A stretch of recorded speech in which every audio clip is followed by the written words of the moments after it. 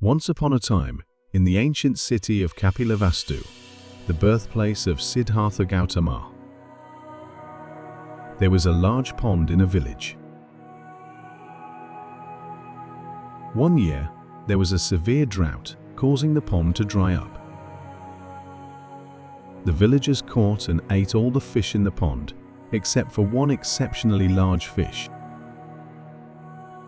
This big fish, too, met the fate of being caught, cooked, and eaten after a child in the village playfully struck its head 3 times.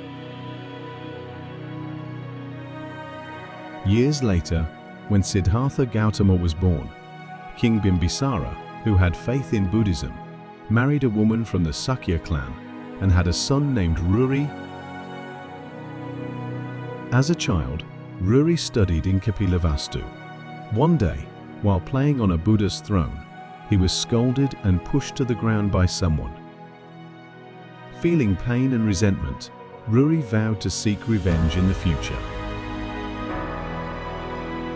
When Ruri grew up and became king, he led a large army to attack Kapilavastu and slaughtered all the city's residents. Despite Siddhartha Gautama residing in the city at the time, he was not killed but suffered from a headache for 3 days. The Buddha's disciples pleaded with him to save the city's inhabitants, but the Buddha explained that karma is difficult to change.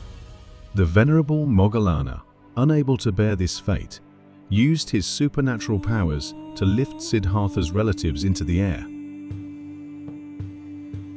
thinking he had saved them. However, when he lowered them back down, they all turned into blood.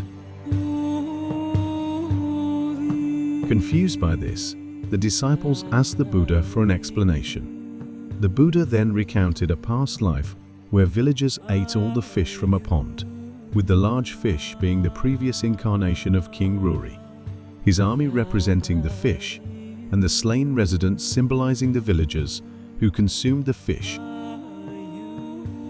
This story teaches us that wrongdoing will eventually be met with consequences known as karma.